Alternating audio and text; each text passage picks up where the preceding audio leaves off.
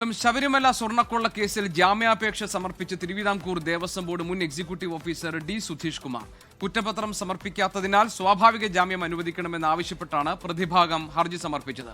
ഹർജി കൊല്ലം വിജിലൻസ് കോടതി തിങ്കളാഴ്ച പരിഗണിക്കും. അരുൺ രാജ് കൊല്ലത്ത് നിന്ന് വിവരങ്ങളുമായുണ്ട്. അരുൺ, ഈ സ്വർണ്ണക്കൊള്ള കേസിൽ തിരുവിതാംകൂർ ദേവസ്വം ബോർഡ് എക്സിക്യൂട്ടീവ് ഓഫീസറായിരുന്ന ഡി സുധീഷ് കുമാറും ജാമ്യാപേക്ഷ സമർപ്പിച്ചിരിക്കുകയാണല്ലോ.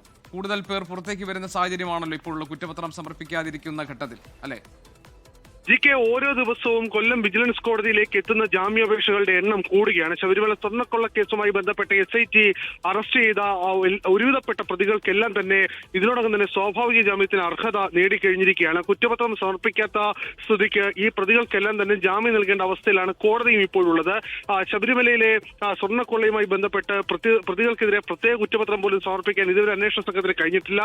തിരുവിതാംകൂർ ദേവസ്വം ബോർഡിന്റെ മുൻ എക്സിക്യൂട്ടീവ് ഓഫീസർ കൂടിയായിരുന്ന ഡി സുധീഷ് കുമാറാണ് ഇപ്പോൾ സ്വാഭാവിക ജാമ്യം തേടി കോടതിയെ സമീപിച്ചിരിക്കുന്നത്. രണ്ട് കേസിലും തനിക്ക് സ്വാഭാവിക ജാമ്യം വേണം എന്നുള്ളതാണ് സുധീഷ് കുമാറിന്റെ ആവശ്യം. രണ്ട് കേസുകളിലും തന്നെ അറസ്റ്റിലായി 90 ദിവസം പിന്നിടുകയാണ്.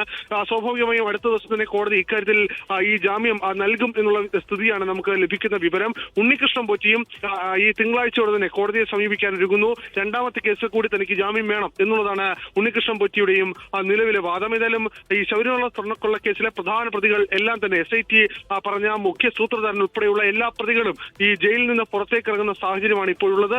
SIT നിലവിൽ ഇപ്പോൾ പകച്ചു നിൽക്കുകയാണ്. സ്വാഭാവികമായി SITക്ക് മുമ്പിൽ ഇനി എന്ത് ചെയ്യണമെന്നറിയില്ല. കാരണം തൊണ്ടിമുതലുകൾ പൂർണ്ണമായും കണ്ടെത്താൻ കഴിഞ്ഞിട്ടില്ല, തെളിവുകൾ പൂർണ്ണമായും ശേഖരിക്കാൻ കഴിഞ്ഞിട്ടില്ല. പ്രതികൾ മാത്രമാണ് കസ്റ്റഡിയിലുള്ളത്. പ്രതികളിൽ നിന്ന് ലഭിച്ച വിവരത്തിന്റെ അടിസ്ഥാനത്തിൽ നടത്തിയ പരിശോധനയിൽ ലോകത്തെവിടെയായാലും ഏത് സമയത്തും 24 വാർത്തകളും ഓഗ്മെന്റഡ് റിയാലിറ്റി പാക്കേജുകളും എക്സ്പ്ലെയിനറുകളും വിശദമായി കാണാൻ ഞങ്ങളുടെ YouTube ചാനൽ നിങ്ങൾക്ക് സബ്സ്ക്രൈബ് ചെയ്യാം.